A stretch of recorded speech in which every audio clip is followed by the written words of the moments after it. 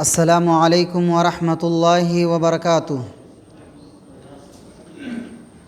الحمد للہ نحمده ونستعینه ونستغفره ونعوذ باللہ من شرور انفسنا ومن سیئات اعمالنا من يهده اللہ فلا مضل له ومن يضلل فلا هادی له وأشهد أن لا إله إلا الله وأشهد أن محمدًا عبده ورسوله يا أيها الذين آمنوا اتقوا الله حق تقاته ولا تموتن إلا وأنتم مسلمون يا أيها الناس اتقوا ربكم الذي خلقكم من نفس واحدة وخلق منها زوجها وبث منهما رجالا كثيرا ونساء واتقوا الله الذي تساءلون به والأرحام إن الله كان عليكم رقيبا يا أيها الذين آمنوا اتقوا الله وقولوا قولا سديدا يصلح لكم أعمالكم ويغفر لكم ذنوبكم ومن يطع الله ورسوله فقد فاز فوزا عظيما أما بعد فإن خير الحديث كتاب الله وخير الهدى هدى محمد صلى الله عليه وسلم وشر الأمور محدثاتها وكل محدثة بدعة وكل بدعة ضلالة وكل ضلالة في النار أعوذ بالله السميع العليم من الشيطان الرجيم من همزه ونفخه ونفثه بسم الله الرحمن الرحيم يثبت الله الذين آمنوا بالقول الثابت في الحياة الدنيا وفي الآخرة۔ قابل احترام نوجوان ساتھیوں، محترم بزرگوں، عزیز بچوں، تمام تعریفیں اللہ وحدہ لا شریک کے لیے لائق و زیبا ہیں۔ وہی ہمارا خالق، رازق، مربی اور پالنہار ہے۔ درود و سلام نازل ہوں تمام نبیوں پر، بالخصوص امام الانبیاء جناب محمد مصطفیٰ صلی اللہ علیہ وسلم پر۔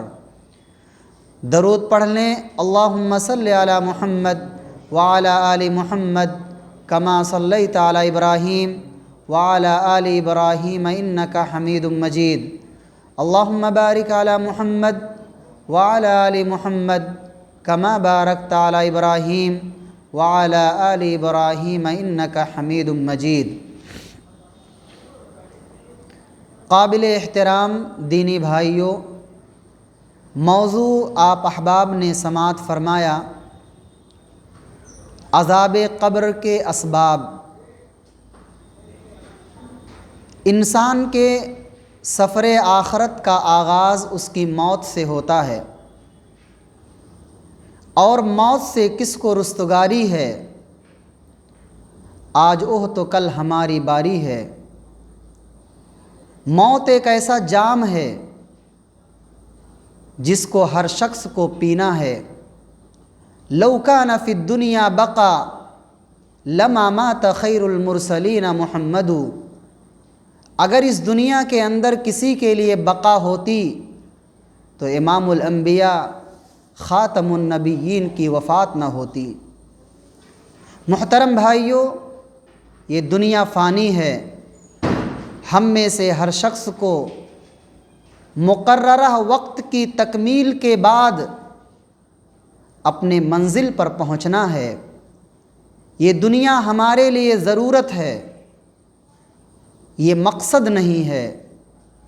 یہ دنیا ہمارے لیے ایک راستہ ہے، منزل نہیں ہے۔ لیکن جو آدمی اسے منزل سمجھ لے، جو آدمی اسے مقصد سمجھ لے، وہ ناکام اور نامراد ہے۔ کیونکہ اصل کامیابی فمن زحزح عن النار وادخل الجنۃ فقد فاز۔ جو شخص نار جہنم سے بچا لیا گیا اور جنت میں جسے داخلہ مل گیا، وہی حقیقی معنوں میں کامیاب ہے۔ لوگوں کا تصور یہ ہے اہل دنیا کا تصور یہ ہے کہ جو صاحب مسند ہو گیا، جسے پارلیمنٹ کی رکنیت مل گئی، جسے کوئی عہدہ اور منصب مل گیا، وہ سمجھتا ہے کامیاب ہو گیا۔ لیکن حقیقی کامیابی یہی ہے کہ جو محدود زندگی اسے دی گئی ہے اس میں وہ اعمال صالحہ انجام دے کر اللہ رب العالمین کی محبت اور اس کی رضا کو حاصل کر کے جنت پا سکے، وہی حقیقی معنوں میں کامیاب ہے۔ موت کے بعد قبر آخرت کی پہلی منزل ہے۔ قبر کا نام سنتے ہی ایک مومن کے رونگٹے کھڑے ہو جاتے ہیں۔ وہ کالی کوٹھری کیسی ہوگی؟ وہاں ہماری حفاظت کرنے والا اگر کوئی شے ہوگا تو ہمارا عمل ہوگا، نیک عمل۔ آج آپ تصور کیجئے کہ دنیا کے اندر ابھی کسی کمرے میں ہوتے ہیں، پاور چلی جاتی ہے، اندھیرا ہو جاتا ہے، ہم گھبرا جاتے ہیں، ہمارے اندر خوف اور دہشت طاری ہو جاتی ہے۔ وہ قبر کی چوڑائی اور لمبائی کا علم ہم سب جانتے ہیں، مردوں کو اپنے قریبوں کو دفن کرتے ہیں۔ وہاں ہمارے لیے قبر کشادہ اسی وقت ہوگی جب ہم اعمال صالحہ کو انجام دیں گے، قرآن و سنت کی اتباع کریں گے، محمد الرسول اللہ صلی اللہ علیہ وسلم کے اسوے اور طریقے کو اپنائیں گے۔ محترم بھائیوں، پیارے نبی صلی اللہ علیہ وسلم نے فرمایا کہ ما رأیت منظرا قط الا والقبر افظع منہ۔ اے میرے صحابہ، میں نے بہت سے خوفناک مناظر دیکھے ہیں، بہت سے وحشتناک مناظر میں نے دیکھے ہیں، مگر قبر جیسا وحشتناک خوفناک منظر نہیں دیکھا۔ قبر بھیانک منظر ہے، قبر کے منظر سے بھیانک کوئی منظر نہیں، یہ پیارے نبی صلی اللہ علیہ وسلم نے فرمایا۔ آپ کو معلوم ہوگا، آپ صلی اللہ علیہ وسلم ایک جنازے میں جاتے ہیں، برا بن عازب رضی اللہ تعالیٰ عنہ راوی ہیں۔ آپ صلی اللہ علیہ وسلم قبر کے ایک کونے پر بیٹھے ہوئے اور رو رہے ہیں، زارو قطار آنکھوں سے آنسو جاری ہیں۔ وہ کون سی شخصیت جو معصوم عن الخطا ہے، جس کے ما تقدم ما تاخر گناہوں کی مغفرت کر دی گئی، ایسی شخصیت، ایسی ہستی قبر کے پاس بیٹھ کر کے آنکھوں سے آنسو بہا رہی ہے، اور اس قدر آنکھوں سے آنسو جاری ہو گئے کہ سامنے موجود جو مٹی ہے وہ سب بھیگ گئی، تر ہو گئی۔ کیا ہم نے کبھی قبر کی یاد میں اس قدر رویا ہے؟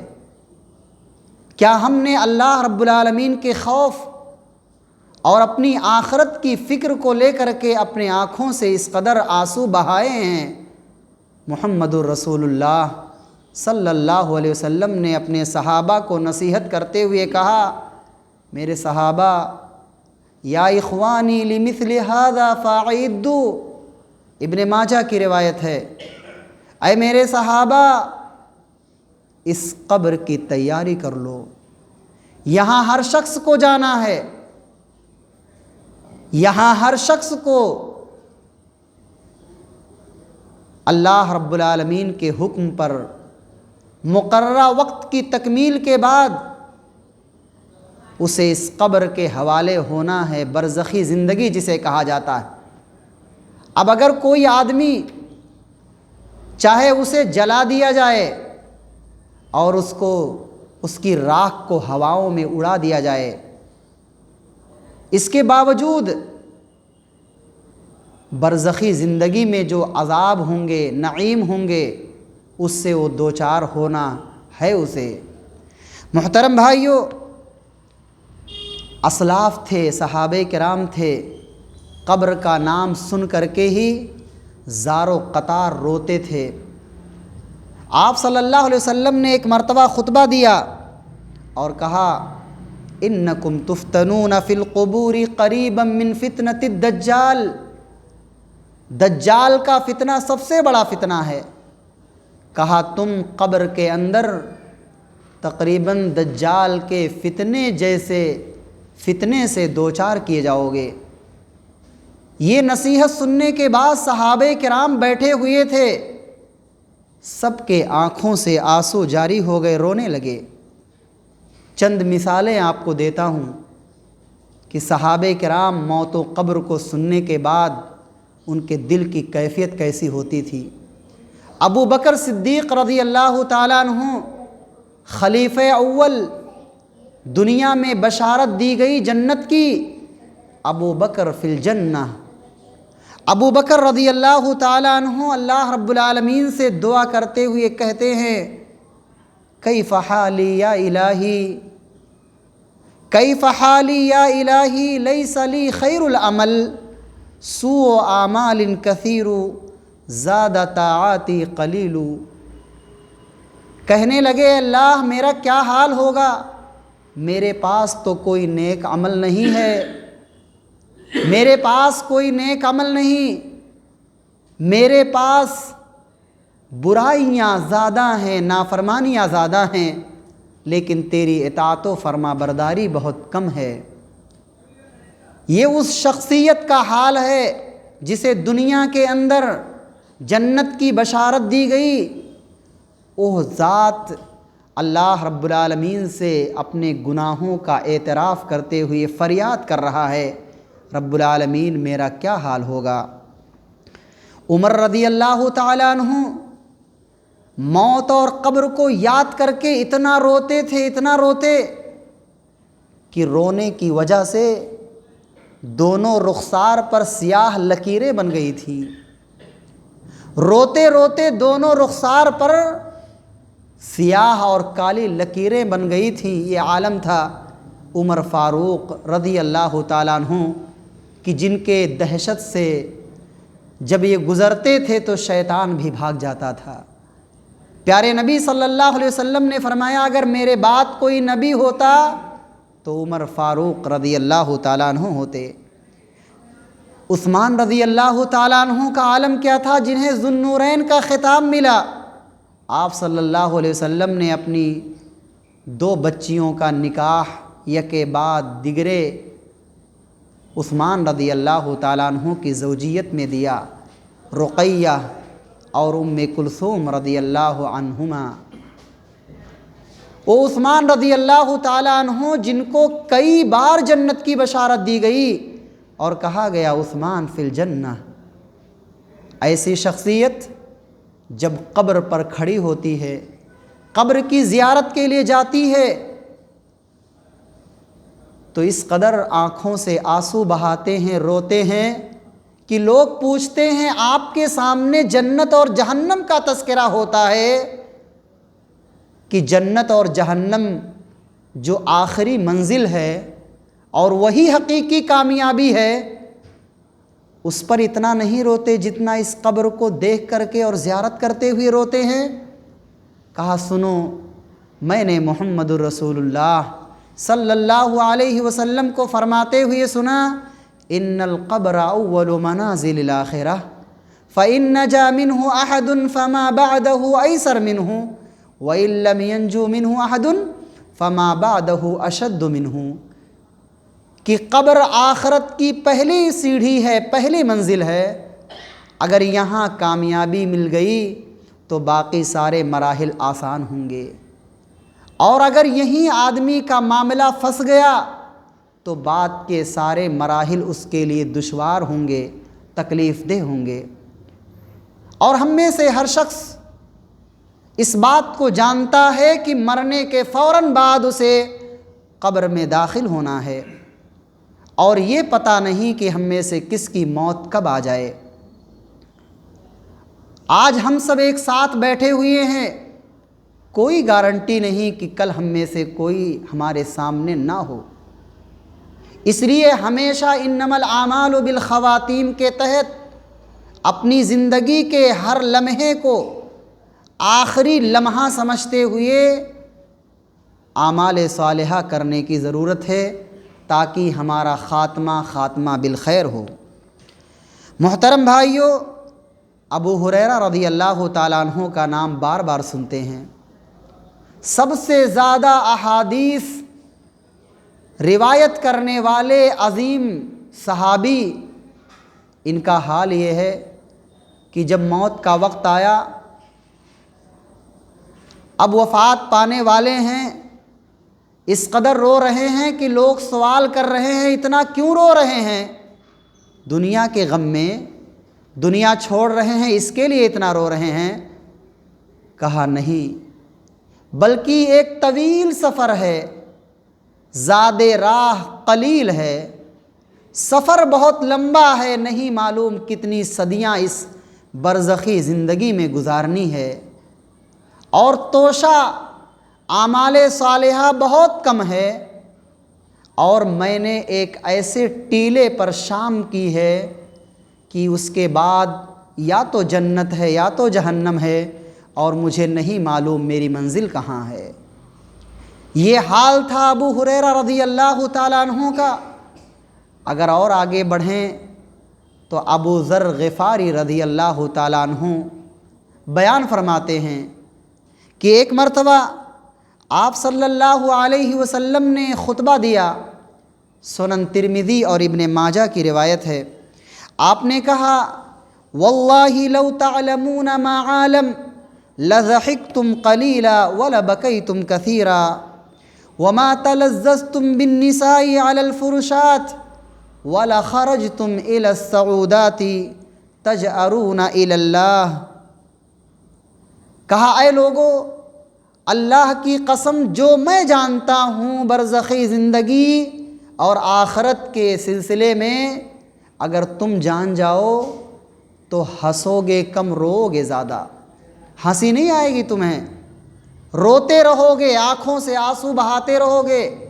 اور اتنا ہی نہیں، جو اپنے گھروں میں بستروں پر اپنی بیویوں سے لذتیں حاصل کر رہے ہو، بھول جاؤ گے، وہ لذتیں تمہیں یاد نہیں آئیں گی، اور تم اپنی وادی، اپنے سماج اور معاشرے کو چھوڑ کر کے پہاڑوں اور چٹانوں کا راستہ اپنا لو گے، اور وہاں جا کر کے اطمینان کے ساتھ تجرون الی اللہ، اللہ کی پناہ حاصل کرو گے، رو گے، گڑ گڑاؤ گے، اللہ سے توبہ کرو گے، اللہ سے پناہ حاصل کرو گے۔ اس خطاب، اس نصیحت کو سننے کے بعد ابو ذر رضی اللہ تعالیٰ عنہ کا کیا حال تھا جانتے ہیں؟ کہا، یا لیتنی کنت شجرہ توزد، اے کاش میں کوئی درخت ہوتا اور کاٹ کر پھینک دیا جاتا، کوئی حساب و کتاب نہ ہوتا۔ کوئی درخت ہوتا، انسان کیوں بنایا گیا کہ یہ دنیا جو مشکلات سے بھری ہوئی ہے، مصائب سے پر ہے، اس کے بعد کا مرحلہ اس سے کہیں زیادہ کٹھن ہوگا، دشوار گزار ہوگا۔ اے کاش میں کوئی درخت ہوتا، کاٹ کر پھینک دیا جاتا۔ یہ حال تھا صحابہ کرام کا، ہمارے اسلاف کا۔ لیکن آج ہم اور آپ دنیا میں اس قدر مست ہیں کہ قبر کے مرحلے سے، آخرت سے، موت سے بالکل غافل ہیں، اور ہماری غفلت کا نقشہ اللہ نے کھینچا اور کہا، اقترب للناس حسابهم وهم فی غفلۃ معرضون۔ کہا، یہ کیسے لوگ ہیں، حساب کا وقت، موت کا وقت ان کے لیے قریب آ چکا ہے، لیکن اس کے باوجود یہ غفلت میں پڑے ہوئے ہیں، آئے دن اپنے اعزاء و اقارب کو کندھا دے رہے ہیں، ان کی تدفین اور تکفین کر رہے ہیں، لیکن پھر بھی انہیں اپنا احساس نہیں ہوتا کہ کل ہمیں بھی کوئی اسی طرح تدفین کرے گا، تکفین کرے گا، کوئی رکھنا گوارا نہیں کرے گا، اور سب اسی میں منتظر ہوں گے کہ کب اس لاش کو قبر کے حوالے کیا جائے اور ہم اپنے اعمال میں مصروف ہو جائیں۔ محترم بھائیوں، لہذا ضرورت اس بات کی ہے کہ ہم قبروں کی زیارت بھی کریں. اپنے اعزا و اقارب رشتہ دار یاد آئیں گے وہاں کہ ہمارے اپنے قریبی ہم سے رخصت ہوئی اور اسی قبر کے نیچے مدفون ہیں. ہماری بھی وفات ہوگی تو ہم کو بھی یہیں داخل کیا جائے گا، اور یہاں بچانے والا اگر کوئی عمل ہوگا تو وہی عمل صالح ہوگا. اللہ کی رضا اور اس کی محبت کے تحت کی گئی وہ نیک اعمال ہی ہمارے کام آئیں گی. محترم بھائیوں، 10 اسباب میں نے نوٹ کیے ہیں جو ہمارے سماج اور معاشرے میں پنپ رہے ہیں. احباب اس عمل کے عادی بنے ہوئے ہیں، سماج اور معاشرے میں وہ برائیاں پنپ رہی ہیں جس کی بنیاد پر قبر کے اندر عذاب دیا جاتا ہے. سزائیں بڑی بھیانک ہوتی ہیں، آپ کے سامنے بات آئے گی انشاءاللہ. سب سے پہلا سبب شرک کرنا ہے. مشرک اور کافر کو عذاب قبر سے دوچار ہونا ہے.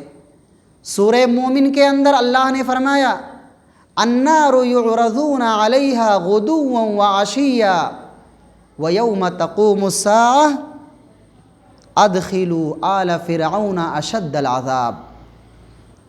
کہا کہ آل فرعون پر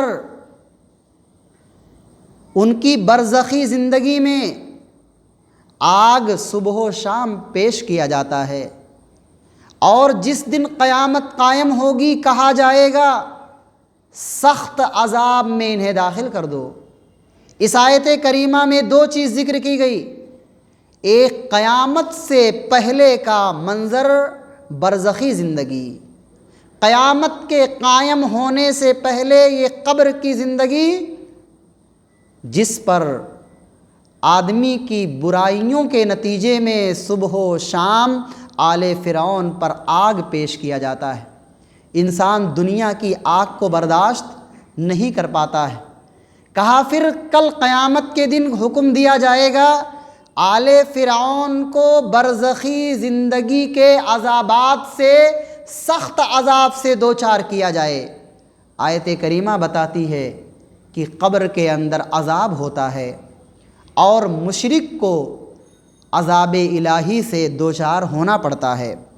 وہیں پر مسند الدارمی کی روایت ہے، آپ صلی اللہ علیہ وسلم فرماتے ہیں لَيُسَلَّطُ عَلَى الْكَافِرِ فِي قَبْرِهِ 99 تنين تنهسه وتلدغه حتى تقوم الساعة لو أن تنينا منها نفخ في الأرض ما أنبتت خضرا. کہا ایک کافر اور ایک مشرک پر قبر میں 99 سانپ مسلط کیے جاتے ہیں. جو سانپ اسے ڈستے ہیں، کاٹتے ہیں. آج انسان ایک سانپ کو دیکھ کر بھاگتا ہے، اس کے زہر سے اس کی موت ہو جاتی ہے. کہا برزخی زندگی میں جو کافر ہوگا، مشرک ہوگا، ایسے شخص پر 99 زہریلے سانپ مسلط کیے جاتے ہیں جو اسے ڈستے اور کاٹتے رہتے ہیں یہاں تک کہ قیامت قائم ہو جائے گی. اور ان سانپوں میں سے ایک سانپ کی صفت بتائی گئی. کہا لو ان تنین منها نفخ فی الارض ما انبتت خضرا. کہا اگر اس میں سے ایک سانپ، ایک تنین زمین میں پھونک مار دے تو زمین میں یہ ہریالی نظر نہ آئے، زمین میں یہ نباتات، یہ درخت نہیں اگیں گے. اس کے زہر کے اتنے بھیانک اثرات ہیں. محترم بھائیوں، ہم دعا کریں گے اللہ ہمیں شرک سے محفوظ فرمائے. اسی لیے ہمیشہ شرک کے معاملے میں ہوشیار رہنے کی ضرورت ہے. ہم یہ نہ سمجھیں ہم موحد ہیں، ہم توحید والے ہیں. کبھی باطنی طور سے ہم میں شرک داخل ہو جاتا ہے. اس کی صرف ایک ادنا مثال ہے ریا، دکھاوا. یہ بھی شرک ہے جو انسان کو بڑے شرک تک لے جاتا ہے. وہ کیسے؟ کیونکہ انسان بسا اوقات نماز پڑھتا ہے، عبادت کرتا ہے، اور عبادت کرتے ہوئے اس کی نماز طویل ہو جاتی ہے، اس کا قیام لمبا ہو جاتا ہے، رکوع سجدہ لمبا ہو جاتا ہے، فلاں شخص دیکھ رہا ہے، تو اس کا ذہن اللہ کے بجائے غیر اللہ کی طرف ہو جاتا ہے، مخلوق کی طرف، اور گویا کہ وہ کسی اور کو دیکھ کر کے عبادت کر رہا ہے۔ اس لیے ہمیشہ اللہ سے ہمیں پناہ مانگنی ہے، اللہ جانتے ہوئے یا لا علمی میں اللہ ہر طرح کے شرک سے ہمیں محفوظ فرمائے۔ محترم بھائیو، کافر اور منافق کے بارے میں آتا ہے، صحیح بخاری کی روایت ہے، بارہا سنتے ہوں گے، بس وذکر فإن الذکریٰ تنفع المؤمنین، نصیحت کیجئے، نصیحت مومنوں کے لیے سود مند ہوتی ہے، نفع بخش ہوتی ہے۔ اسی کے تحت ایک کافر مشرک جب قبر میں داخل کر دیا جائے گا، منکر نکیر آئیں گے، سوال کریں گے، من ربک، من نبیک، ما دینک، اور اس سے یہ بھی پوچھا جائے گا کہ محمد الرسول اللہ کے بارے میں تو کیا کہتا تھا؟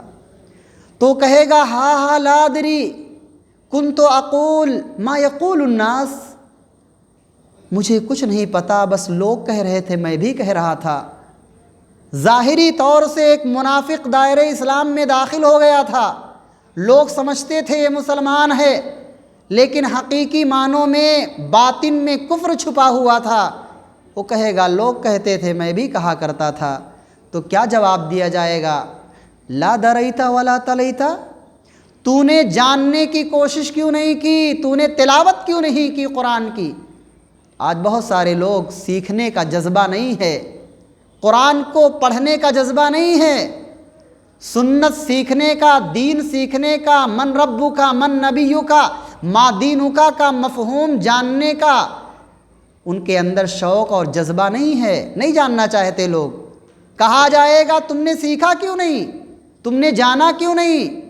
چھٹکارا نہیں ملے گا، معلوم نہیں تھا، ہاں معلوم نہیں تھا مجھے۔ دین کے وہ واجبی اعمال جس کا مطالبہ ہر شخص سے کیا گیا ہے، وہ ہے اللہ کی معرفت، نبی کی معرفت، اپنے دین کی معرفت، ہر شخص کو جاننا ضروری ہے۔ آگے کہا جائے گا، کہا وَيُضْرَبُ بِمَطَارِقَ مِنْ حَدِيدٍ بَيْنَ اُذُنَيْهِ، اس کے دونوں کانوں کے درمیان لوہے کے ہتھوڑے سے مارا جائے گا، اور اس قدر وہ چیخے گا، چلائے گا کہ اس کے قریب تمام حیوانات سنیں گے، غیر الثقلین، انس و جن کے علاوہ۔ انس و جن کے علاوہ تمام مخلوقات کے بارے میں آتا ہے، وہ سنیں گے اس کی چیخ و پکار کو جو کرا رہا ہوگا۔ یہ بھیانک منظر ہوگا ایک کافر، ایک منافق، ایک مشرک کے لیے۔ اللہ رب العالمین ہمیں کفر سے، نفاق سے، شرک سے محفوظ فرمائے، آمین۔ صحیح مسلم کی روایت ہے، زید بن ثابت رضی اللہ تعالیٰ عنہ کہتے ہیں کہ بنو نجار کے ایک باغ میں ہم نبی صلی اللہ علیہ وسلم کے ساتھ تھے، اور آپ صلی اللہ علیہ وسلم ایک خچر پر سوار تھے، علی بغلۃ اللہ، آپ اپنی سواری پر سوار تھے، وہ خچر اچانک بدکنے لگا، وہ سواری بدکنے لگی، قریب تھا کہ آپ کو گرا دے۔ اتنے میں دیکھا گیا کہ وہاں ستۃ او خمسہ، 6 یا 5 قبریں دکھائی دی۔ تو آپ صلی اللہ علیہ وسلم نے پوچھا کہ کوئی جانتا ہے یہ کن لوگوں کی قبریں ہیں؟ متى ماتوا، یہ لوگ کس حالت میں مرے ہیں، کب ان کی وفات ہوئی ہے؟ تو ایک شخص نے کہا نام یا رسول اللہ صلی اللہ علیہ وسلم، مجھے معلوم ہے۔ کہا فی الشرک، یہ لوگ حالت شرک میں وفات پائے ہیں۔ آپ نے کہا ان هذه الامة تبتلى في قبورها فلولا الا تدافنوا لدعوت الله ان يسمعكم من عذاب القبر الذي اسمع منه۔ کہا یہ امت اپنے قبر میں آزمائی جاتی ہے، اس کا امتحان ہوتا ہے، فتنوں میں مبتلا ہوتے ہیں، اللہ کا عذاب نازل ہوتا ہے، اور اگر مجھے اس بات کا ڈر نہ ہو کہ کہیں تم اپنے مردوں کو دفنانا نہ بند کر دو تو میں اللہ سے دعا کروں کہ اس عذاب قبر کو جو میں سن رہا ہوں تمہیں بھی اللہ سنا دے، لیکن مجھے ڈر ہے کہ تم کو پتہ چل جائے گا، تم برداشت نہیں کر سکتے، تم اپنے اقربا کو دفن نہیں کرو گے۔ پھر اللہ کے نبی صلی اللہ علیہ وسلم نے صحابہ کرام کو نصیحت کی اور متوجہ ہو کر کہا، اے میرے صحابہ تعوذوا باللہ من عذاب القبر، اے میرے صحابہ عذاب نار سے پناہ طلب کرو۔ تمام صحابہ نے کہا نعوذ باللہ من عذاب القبر ومن عذاب النار۔ کہا لوگو تعوذوا باللہ من عذاب القبر، تعوذوا باللہ من الفتن ما ظہر منها وما بطن، تعوذوا باللہ من فتنة المسیح الدجال۔ کہا دجال کے فتنے سے پناہ طلب کرو، عذاب قبر سے پناہ طلب کرو، عذاب نار سے پناہ طلب کرو، باطنی ظاہری تمام فتنوں سے اللہ کی پناہ طلب کرو۔ تمام صحابہ نے کہا، اور ہمیں سکھائی گئی ہے دعا، ہم ہر نماز میں آخری تشہد میں پڑھتے ہیں اللہم انی اعوذ بک من عذاب القبر ومن عذاب جہنم ومن فتنة المحیا والممات ومن فتنة المسیح الدجال۔ یہ دعا ہمیں سکھائی گئی کہ ہم حالت نماز میں بھی، نماز کے علاوہ اوقات میں بھی ہم اللہ رب العالمین سے پناہ طلب کرتے رہیں۔ لیکن جو لوگ مومن ہوں گے، موحد ہوں گے، ان کے بارے میں اللہ نے کیا کہا؟ یثبت اللہ الذین آمنوا بالقول الثابت فی الحیات الدنیا وفی الآخرہ، دنیا کی زندگی میں یعنی برزخی زندگی میں اور آخرت میں اللہ رب العالمین توحید کی برکت سے اہل توحید کو ثابت قدم رکھے گا اور وہ تمام سوالوں کے جوابات بھی دے لیں گے، اور اللہ رب العالمین ان کی قبر کو 70 ہاتھ کی مقدار میں کشادہ کر دے گا، تا حد نگاہ اس کی قبر کشادہ کر دی جائے گی۔ صحابہ کرام نے کہا اللہ کے نبی صلی اللہ علیہ وسلم، دہشت دیکھیے صحابہ کرام کا، کہتے ہیں جس آدمی کے سر پر فرشتہ لوہے کا گرز لیے کھڑا ہوگا تو بتائیے آدمی مٹی کا ایک پتلا بن جائے گا، بت بن جائے گا، وہ جواب کیا دے پائے گا؟ وہ تو ویسے مر جائے گا، وہ جواب کیا دے گا؟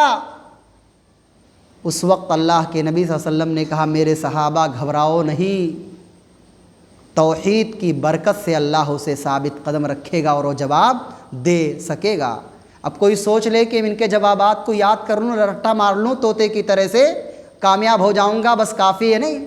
جو آدمی نیک عمل کرے گا اللہ رب العالمین اسے توفیق دے گا، اس کی زبان سے کلمات ادا ہوں گے اور وہ جواب آسانی کے ساتھ دے سکے گا۔ ام المومنین عائشہ رضی اللہ تعالیٰ عنہ کہتی ہے اللہ کے نبی صلی اللہ علیہ وسلم میں ایک کمزور عورت ہوں، میرا کیا ہوگا؟ میں ایک کمزور عورت ہوں، میرا کیا ہوگا قبر میں؟ اتنے بھیانک منظر میں کیسے جواب دے سکوں گی؟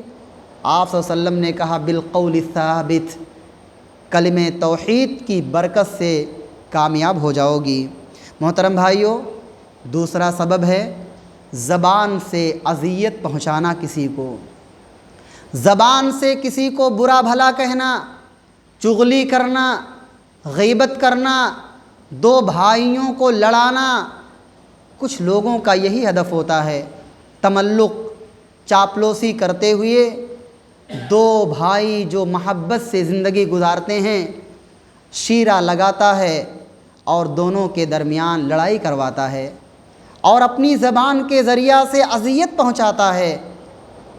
اللہ کے نبی صلی اللہ علیہ وسلم فرماتے ہیں، ابن عباس رضی اللہ عنہما کی روایت ہے، آپ صلی اللہ علیہ وسلم کا گزر دو قبر کے پاس سے ہوا، آپ نے کہا انہما لیعذبان وما یعذبان فی کبیر، ان دونوں کو عذاب دیا جا رہا ہے لیکن کوئی بڑا معاملہ نہیں تھا جس کی بنیاد پر عذاب دیا جا رہا ہے، لیکن وہ حقیقی معاملہ وَإِنَّهُ لَكَبِيرٌ وہ بڑا ہے، یعنی انسان کی نظر میں وہ بڑا نہیں تھا، وہ بچ سکتا تھا، کوئی بڑا کام نہیں تھا جس سے آدمی اپنے آپ کو بچا نہیں سکتا تھا، انسان کی نظر میں وہ بہت معمولی تھا، اسے معمولی سمجھتا تھا، لیکن اللہ کی نظر میں وہ گناہ بہت بڑا گناہ ہے۔ وَإِنَّهُ لَكَبِيرٌ کہا اما احدہما فکان یمشی بالنمیمہ واما الآخر فکان لا یستنزہ من بولہ، کہا ایک شخص جو چغل خوری کرتا تھا، دو بھائیوں میں لڑائی کرواتا تھا، ان کی بات ان کو ان کی بات ان کو کر کے بھڑاتا تھا، خلاف بھڑکاتا تھا، چغلی کرتا تھا، اس کو عذاب دیا جا رہا ہے۔ اور دوسرا شخص لا یستنزہ من بولہ، جو پیشاب کے قطرات سے بچتا نہیں تھا، طہارت نہیں اپناتا تھا۔ الطہارۃ شطر الایمان، پاکی اور صفائی کو آدھا ایمان کہا گیا، لیکن اس کی زندگی میں طہارت نہیں تھی۔ آج بے شمار ایسے نوجوان ملیں گے جو کھڑے ہو کر کے پیشاب کرتے ہیں اور پھر صفائی بھی نہیں کرتے، ان کے ہاں طہارت نہیں ہے، پاکی نہیں ہے، کیونکہ ان کو گناہوں کا احساس نہیں ہے، اتنا بڑا گناہ نہیں سمجھتے ہو۔ عبداللہ بن مسعود رضی اللہ عنہ نے کہا تھا کہ ان المؤمن یری ذنوبہ کأنہ قائد تحت جبل، ایک مومن کی یہ شان ہوتی ہے کہ معمولی گناہ کرنے کے بعد، نافرمانی ہونے کے بعد اسے ڈر ہوتا ہے کہ کہیں یہ پہاڑ نہ گر جائے اور میں ہلاک ہو جاؤں، اللہ کا عذاب نہ آ جائے۔ اور جو فاسق ہوتا ہے، فاجر ہوتا ہے، وہ بس سمجھتا ہے ناک پر ایک مکھی بیٹھی اور ہاتھ کا اشارہ کیا اڑ گئی، اس کو گناہوں کے بوجھ کا احساس نہیں ہوتا ہے، کوئی فکر نہیں ہوتی ہے۔ تو یہ دو گناہ عظیم ہیں، نمیمہ چغل خوری کرنا، پیشاب کے قطرات سے نہ بچنا، طہارت اور صفائی کا خیال نہ رکھنا، ایسے لوگ عذاب قبر سے دوچار ہوتے ہیں۔ بلکہ آپ صلی اللہ علیہ وسلم نے فرمایا اکثر عذاب القبر من البول، قبر کے اندر سب سے زیادہ جو عذاب ہوتا ہے نا، وہ یہی پیشاب کے مسئلے کو لے کر کے، طہارت نہ اپنانے کے سلسلے میں، صفائی کا خیال نہ رکھنے کی بنیاد پر سب سے زیادہ انسان کو قبر کے اندر عذاب دیا جاتا ہے۔ اسی طریقے سے چوتھا عمل اسبال ازار، اپنے پائجامے، لنگی، پینٹ وغیرہ کو ٹخنوں سے نیچے رکھنا، یہ مردوں کی شان نہیں ہے، عورتوں کے لیے مکمل پردہ ہے، انہیں نیچے رکھنے کے لیے کہا گیا ہے۔ ہم اپنے آپ کو عورتوں سے مشابہ قرار نہ دیں، ہم مرد ہیں، اللہ نے ہم کو مرد بنایا ہے۔ کہا تمہاری ذمہ داری ہے کہ تم اپنے پائجامے کو، شلوار کو، پینٹ کو ٹخنوں سے اوپر رکھو، یہ مرد کی شان ہے۔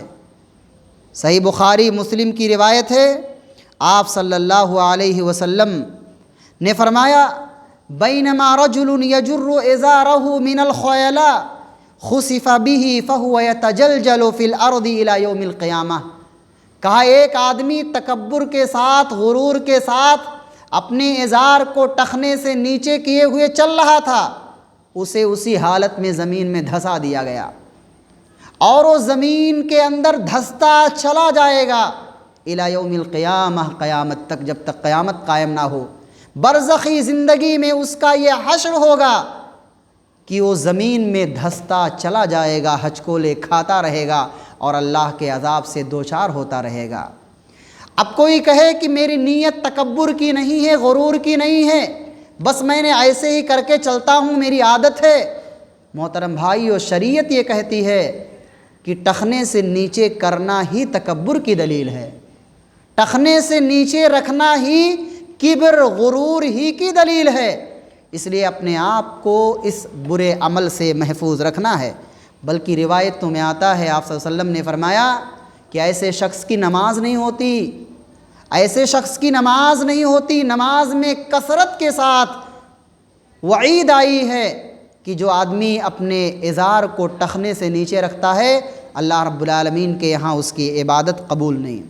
اسی طریقے سے پانچواں عمل، لوگوں کی عزت و ناموس پر حملہ کرنا، اپنے الفاظ کے ذریعے، اپنے کرتوت اور اعمال کے ذریعہ دوسروں کو برے القاب سے پکارنا، اس سے گھن رکھنا، اس کی عزت و ناموس پر ڈاکے ڈالنا۔ کہا ایسے لوگ بھی عذاب قبر سے دوچار ہوتے ہیں۔ آپ صلی اللہ علیہ وسلم نے فرمایا، سنن نبی داؤد کی روایت ہے، لما عرج بی مررت بقوم لهم اظفار من نحاس یخمشون وجوہہم وصدورہم فقلت من هؤلاء یا جبریل قال الذین یأکلون لحوم الناس ویقعون فی اعراضہم۔ کہا کہ جب مجھے معراج کرایا گیا تو میں ایسی قوم کے پاس سے گزرا جن کے ناخن تانبے کے تھے، من نحاس، تانبے کے ناخن تھے جس کے ذریعہ سے وہ اپنے چہروں کو، اپنے سینوں کو نوچ رہے تھے۔ میں نے پوچھا جبریل امین یہ کون لوگ ہیں، کن کو یہ عذاب دیا جا رہا ہے؟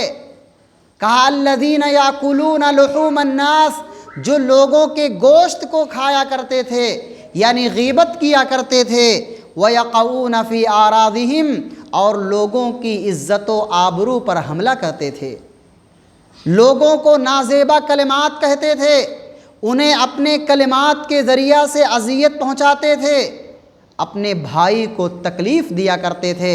ایسے لوگ بھی عذاب قبر سے دوچار ہوتے ہیں۔ اسی طریقے سے چھٹا عمل چوری کرنا ہے، ڈاکہ ڈالنا ہے، کسی کے مال کو ناحق طور سے کھانا ہے۔ کہا ایسے لوگ بھی عذاب قبر سے دوچار ہوتے ہیں۔ صحیح بخاری کی روایت ہے، ابو ہریرہ رضی اللہ تعالیٰ عنہ کہتے ہیں، افتتحنا خیبر ولم نغنم ذهبا ولا فضة وانما غنمنا البقر والمتع والابل۔ کہا ہم نے جب غزوہ خیبر کو فتح کیا تو وہاں ہمیں سونے چاندی تو مال غنیمت کے طور پر نہیں ملے، لیکن دوسرے مال و متاع، ساز و سامان، کھانے کی چیزیں، سواریاں، گائے اونٹ ہمیں میسر ہوئے مال غنیمت کے طور پر۔ ہم سب لے کر کے ایک وادی کی طرف گئے، اور ساتھ ہی ساتھ آپ صلی اللہ علیہ وسلم کا ایک غلام تھا رفاعہ بن زید، وہ بھی ہمارے ساتھ تھا۔ اچانک اس کو ایک تیر لگتی ہے اور اس کی وفات ہو جاتی ہے۔ ہم صحابہ نے فوراً کہا ہنیئا لہ الشہادہ، رفاعہ کو مبارک ہو شہادت، بڑا خوش نصیب ہے، شہادت کا درجہ اسے ملا ہے۔ آپ صلی اللہ علیہ وسلم نے فرمایا سنو، بلا والذی نفسی بیدہ ان الشملۃ التي اصابها یوم خیبر من المغانم لم تصبها المقاسم لتشتعل علیہ نارا۔ کہا اللہ کی قسم جس کے ہاتھ میں محمد الرسول اللہ کی جان ہے، سنو اس اللہ کی قسم، خیبر کے موقع پر مال غنیمت تقسیم ہونے سے پہلے انہوں نے جو چادر چرائی تھی، اس چادر چرانے کی بنیاد پر وہ چادر آگ بن کر کے ان پر بھڑکائی جا رہی ہے اور انہیں عذاب سے دوچار ہونا پڑ رہا ہے۔ تو یہ چوری کا عمل بھی، ناجائز اور باطل طریقے سے کسی کا مال کھانے کے نتیجے میں بھی انسان عذاب قبر سے دوچار ہوتا ہے اور اللہ کی گرفت اس پر ہوتی ہے۔ آپ سوچیں کہ قبر کا عذاب وہ ایک لمحے کے لیے نہیں معلوم اس میں صدیاں رہنا ہے، قیامت کے قائم ہونے تک۔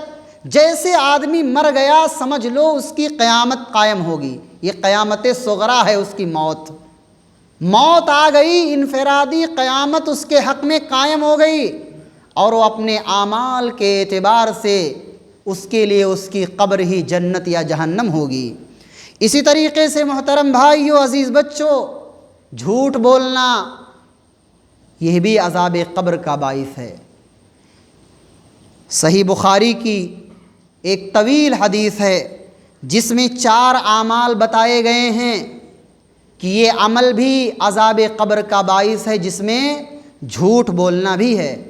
سمرہ بن جندب رضی اللہ تعالیٰ عنہ بیان فرماتے ہیں، آپ صلی اللہ علیہ وسلم کا معمول تھا صلاۃ فجر کے بعد آپ ہم سے متوجہ ہوتے اور کہتے کیا کسی نے کوئی خواب دیکھا ہے؟ اگر کوئی خواب دیکھا ہوتا تو بیان کرتا اپنا خواب، اور نبی صلی اللہ علیہ وسلم اس کی تعبیر بیان کرتے۔ ایک وقت آیا آپ نے سوال کیا کسی نے کوئی خواب دیکھا ہے؟ تمام صحابہ خاموش رہے، کہا کسی نے خواب نہیں دیکھا۔ آپ صلی اللہ علیہ وسلم نے فرمایا لیکن میں نے خواب دیکھا ہے، وہ خواب یہ ہے کہ میرے پاس دو شخص آئے، فَأَخْرَجَانِي إِلَى الْأَرْضِ الْمُقَدَّسَةِ، اور مجھے ارض مقدسہ لے کر گئے، اور میں نے دیکھا فَإِذَا رَجُلٌ جَالِسٌ وَرَجُلٌ قَائِمٌ بِيَدِهِ كَلُّوبٌ مِّنْ حَدِيدٍ، میں نے دیکھا کہ ایک آدمی ہے بیٹھا ہوا ہے اور اس کے پاس ایک دوسرا شخص ہے کھڑا ہوا ہے، بِيَدِهِ كَلُّوبٌ مِّنْ حَدِيدٍ، جس کے ہاتھ میں لوہے کی ایک مہمیز ہے، یعنی ایک آلہ ہے جس کے ذریعہ سے وہ اس کے ایک باچ کو، ایک طرف کے جبڑے کو چیر رہا ہے اور گدی تک لے جاتا ہے، پھر اسی طرح سے بائیں طرف کے جبڑے کو بھی باچ کو چیرتا ہے اور گدی تک لے جاتا ہے، یہاں تک کہ دونوں باچ جا کر کے گدی سے مل جاتے ہیں۔ کہا اس کے بعد پھر پہلی حالت میں آ جاتا ہے، پھر صحیح ہو جاتا ہے، پھر اسی طرح سے دوبارہ چیرا جاتا ہے۔ پوچھا گیا یہ کون لوگ ہیں جن کو اس طرح کا عذاب دیا جا رہا ہے؟ کہا فَكَذَّابٌ، یہ جھوٹے لوگ ہیں، یہ سماج اور معاشرے میں جھوٹ بولتے تھے، لین دین میں، تجارت میں، بزنس میں، کاروبار میں جھوٹ بولا کرتے تھے، اور آج جیسے لوگ کہتے ہیں کہ بغیر جھوٹ بولے کاروبار ہی نہیں ہوتا ہے۔ کہا جھوٹ بولنا پڑتا ہے، ایسے جھوٹوں کو سننے کی ضرورت ہے، ہمیشہ سچ بولنے کی ضرورت ہے۔ یہ دنیا چند دنوں کی ہے، 60 سالہ 70 سالہ زندگی کے بعد پھر اللہ رب العالمین کے پاس جانا ہے، یہ احساس ہونا چاہیے۔ چنانچہ کہا گیا کہ یہ وہ لوگ ہیں جو جھوٹ بولتے تھے اور ان کے جھوٹ کو لوگ دور دراز تک نشر و اشاعت کرتے تھے، پھیلاتے تھے اس کو، اور اسے بڑا مہان اور بہت عظیم سمجھا جاتا تھا۔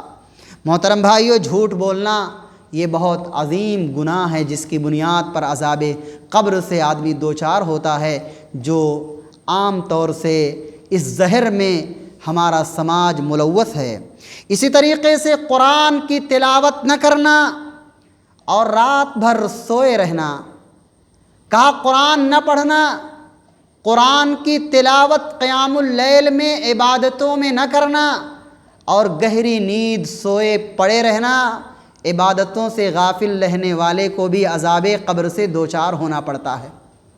اسی لیے بعض علماء نے لکھا ہے کہ ایسا شخص جو حافظ قرآن ہو، قرآن پڑھنے والا ہو، اسے چاہیے کہ وہ قیام اللیل کرے اور اس میں قرآن کریم کی تلاوت کرتا رہے، اس کے لیے فرض اور واجب تک قرار دیا گیا ہے۔ کہتے ہیں یہاں تک کہ مجھے وہ دونوں شخص لے کر کے کہاں گئے، حتیٰ اتینا الی رجل مستجع علی قفاہ، ایک ایسے آدمی پر جو لیٹا ہوا تھا، گدی کے بل لیٹا ہوا تھا۔ دیکھو شریعت کا قاعدہ ہے الجزاء من جنس العمل، جیسا عمل ہوتا ہے ویسے ہی بدلہ دیا جاتا ہے۔ کہا وہ آدمی گدی کے بل لیٹا ہوا ہے اور ایک آدمی اس کے قریب میں بیٹھا ہے، پتھر لے کر کے اس کے سر پر مارتا ہے، یہاں تک کہ اس کا سر چکنا چور ہو جاتا ہے، اور پھر جب وہ اپنا پتھر لینے جاتا ہے، جو پتھر لڑک کر کے دور چلا جاتا ہے، اس کو لے کر کے آتا ہے، جب تک پھر سر صحیح ہو جاتا ہے، پھر مارتا ہے، پھر صحیح ہوتا ہے، اسی قدر اس عذاب سے وہ عذاب قبر کے اندر دوچار ہوتا رہتا ہے۔ پوچھا گیا یہ کون لوگ ہیں جن کو یہ سزا دی جا رہی ہے؟ کیا کہا گیا؟ صحیح بخاری کی روایت ہے، کہا رجل علمہ اللہ القرآن، ایسا آدمی جسے اللہ نے قرآن سکھایا، ونام عنہ باللیل، اور وہ راتوں کو سوتا رہا، ولم یعمل فیہ بالنہار، اور جب دن کی بات آئی تو عمل سے کوسوں دور رہا، یعنی قرآن کی تلاوت سے دور رہا، قرآن کے تقاضے سے دور رہا، قرآن کی تعلیمات پر عمل اس کی زندگی میں نہیں رہا، ایسے شخص کو قبر کے اندر یہ عذاب ہوتا ہے کہ اس کے سر پر مارا جاتا ہے پتھروں سے بار بار۔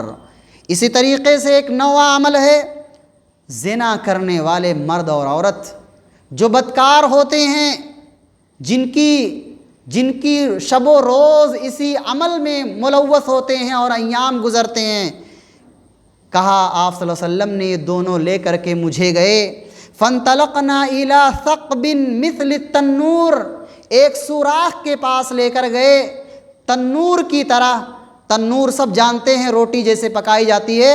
کہا اعلیٰ ضیق واسفلہ واسع، کہا جس کے اوپر کا حصہ تنگ ہے اور نیچے وسعت ہے، گہرائی ہے، کشادگی ہے۔ کہا وفیہا رجال ونساء عراہ، کہا دیکھا گیا اس میں بہت سارے مرد اور عورت ہیں جو ننگے ہیں، اور شعلہ بھڑک رہا ہے، آگ جلتی ہے نیچے، اس میں آگ جلائی گئی ہے اور یہ لوگ اس میں جل رہے ہوتے ہیں۔ جب نیچے سے آگ بھڑکتی ہے تو اوپر کو پہنچتے ہیں اور قریب ہوتا ہے کہ باہر نکل جائیں گے، اتنے میں شعلہ تھوڑی مدھم ہو جاتا ہے اور پھر وہ نیچے چلے جاتے ہیں اور بار بار یہ سلسلہ ہوتا رہتا ہے۔ پوچھا گیا یہ کون لوگ ہیں؟ بتایا گیا فہم الزناہ، یہ بدکار لوگ ہیں، یہ ان کو سزا دی جا رہی ہے۔ محترم بھائیوں، ایک آخری اور 10واں عمل جس کی بنیاد پر انسان عذاب قبر سے دوچار ہوتا ہے اور سماج اور معاشرے میں وہ برائی عام ہے، وہ ہے سود خوری۔ تجارت کیا جا رہا ہے، گھر خریدا جا رہا ہے، گاڑی لی جا رہی ہے، سب لون پر لیا جا رہا ہے، سود اور بیاج کھایا جا رہا ہے اور کوئی پرواہ نہیں ہے، کوئی پرواہ نہیں ہے۔ مہنگی مہنگی گاڑیوں میں چلا جا رہا ہے، سود اور بیاج پر بزنس اور تجارت کیے جا رہے ہیں۔ کہا ایسا سود خور گویا کہ اللہ اور اس کے رسول سے جنگ کی دعوت دے رہا ہے۔ اتنی سخت وعید آئی ہے سود خوروں کے سلسلے میں۔ یہاں پر جو حدیث مجھے پیش کرنی ہے عذاب قبر کے تعلق سے، کہا قبر کے اندر سود خوروں کو کیسے عذاب ہوتا ہے؟ آپ صلی اللہ علیہ وسلم نے فرمایا وہ دونوں شخص فانطلقنا حتى اتينا على نهر من دم فيه رجل قائم على وسط النهر، ہمیں لے کر کے ایسی جگہ پر گئے جہاں میں نے دیکھا کہ وہاں ایک نہر ہے۔ کون سی نہر؟ خون کی نہر، خون کی نہر ہے، اور بیچ نہر میں ایک آدمی کھڑا ہے اور اس خون کے نہر کے کنارے ایک دوسرا شخص کھڑا ہے، اس کے ہاتھ میں ایک پتھر ہے۔ جیسے ہی بیچ نہر میں موجود شخص نکلنے کی کوشش کرتا ہے، یہ دوسرا شخص پتھر سے اس کے منہ پر مارتا ہے، اس کے منہ پر مارتا ہے، فوراً وہ اپنی جگہ پر جاتا ہے، پھر واپس آنے کی کوشش کرتا ہے، پھر مارتا ہے اس کے منہ پر، اور اسی طرح سے اسے عذاب دیا ہے، کیونکہ وہ سود خور تھا، سودی کاروبار تھا، سود کھایا کرتا تھا، اس لیے اس کے منہ پر مارا جاتا تھا اور وہ اس عذاب سے دوچار ہوتا تھا۔ کہا آکل الربا، پوچھا گیا یہ کون لوگ ہیں، کون ہے یہ شخص جسے عذاب دیا جا رہا ہے؟ کہا گیا یہ سود کھانے والے لوگ تھے جنہیں قبر کے اندر برزخی زندگی میں عذاب قبر سے دوچار ہونا پڑتا ہے، اور یہ ایسی برائیاں ہیں جو ہمارے سماج اور معاشرے میں پنپ رہی ہیں۔ لوگ کیا سوچتے ہیں؟ دیکھا جائے گا، ہاں لوگ کہتے ہیں دیکھا جائے گا، دنیا ہے، کھا لو کما لو، قبر میں رہیں گے، پھر دیکھا جائے گا کیا ہوگا۔ اور وہ بھی آدمی سوچتا رہی قبر قائم ہوگی، پھر جنت اور جہنم کا فیصلہ ہوگا، جو مر گیا سمجھ لو اس کے لیے وہی جنت اور جہنم قائم ہو گئی، انفرادی بتایا گیا قیامت قائم ہو گئی، نیک عمل کی بنیاد پر اس کی قبر ہی اس کے لیے جنت بن گئی، برے اعمال کی بنیاد پر وہی اس کے لیے جہنم بن گئی، اور موت کب آ جائے کسی کو پتہ نہیں۔ اس لیے ہمیشہ آدمی کو چاہیے ان جراثیم سے، ان برائیوں سے اپنے آپ کو محفوظ رکھے اور اللہ رب العالمین سے توبہ کرتے رہے، استغفار کرتے رہے۔ اللہ رب العالمین سے دعا ہے اللہ رب العالمین ہمیں عذاب قبر سے محفوظ فرمائے، عذاب نار سے محفوظ فرمائے، زندگی اور موت کے فتنوں سے محفوظ فرمائے۔ مسیح الدجال کے فتنوں سے محفوظ فرمائے۔ اللہ ہم میں سے جو بیمار ہوں شفائے کاملہ عاجلہ عطا فرمائے۔ اللہ ہماری اس حاضری کو قبول فرمائے۔ اللہ اس حاضری کو عذاب قبر سے نجات کا سبب بنائے۔ اللہ ہم تمام کو جنت الفردوس کے اندر جگہ عطا فرمائے۔ اللہ ہمیں نیک بنائے، صالح بنائے، قرآن و سنت کا داعی بنائے، جب تک اس دنیا کے اندر رکھے ایمان پر قائم و دائم رکھے، خاتمہ ہو عقید توحید پر ہو، جب تک دنیا میں رکھے اللہ امر بالمعروف والنہی عن المنکر کا فریضہ انجام دیتے رہیں، بھلائی کا حکم دیتے رہیں، برائی سے روکتے رہیں، اور اللہ رب العالمین پر ایمان رکھیں۔ ایمان کے جو ارکان ہیں اس میں سے ایک اہم رکن تھا وبالیوم الآخر، آخرت پر ایمان۔ جو شخص اس کا منکر ہو، قبر کے اندر ہونے والے عذاب و نعیم کا منکر ہو، وہ شخص دائرۂ اسلام سے خارج ہو جاتا ہے۔ بالاختصار پھر ایک بار دہراؤں گا وہ 10 اعمال کون کون سے ہیں، تاکہ ہم سب یاد کرنے کے بعد اپنے گھروں تک بھی پہنچائیں، اپنے اعزا و اقارب تک بھی پہنچائیں، اور ان جراثیم، ان برائیوں کا خاتمہ سماج اور معاشرے سے ہو۔ نمبر 1 بولتے جائیں، شرک۔ نمبر 2 چغل خوری۔ نمبر 3 پیشاب کے چھینٹوں سے نہ بچنا۔ نمبر 4 جی کہاں اسبال ازار، کپڑوں کو ٹخنوں سے نیچے رکھنا۔ نمبر 5 زناکاری۔ بالترتیب چلتے ہیں تو اچھا رہے گا۔ اس کے ماشاء اللہ لوگوں کی عزتوں اور ناموس کے ساتھ کھلواڑ کرنا۔ اس کے بعد چوری کرنا۔ اس کے بعد جھوٹ۔ جھوٹ کے بعد جی عبادت میں غفلت۔ جی قرآن نہ پڑھنا، تلاوت نہ کرنا قرآن کی اور اس پر عمل نہ کرنا۔ جی سود خوری۔ جی اور کیا بچا؟ زنا ہو گیا، کچھ باقی ہے، ایک باقی ہے۔ ہاں زنا، سود، جی سود، ماشاء اللہ۔ تو یہ چند باتیں تھیں۔ اللہ رب العالمین سے دعا کرتے ہیں اللہ رب العالمین ان برائیوں سے ہمیں محفوظ رکھے، آمین۔ وصلی اللہ علی نبینا محمد صلی اللہ علیہ وسلم۔ السلام علیکم ورحمۃ اللہ وبرکاتہ۔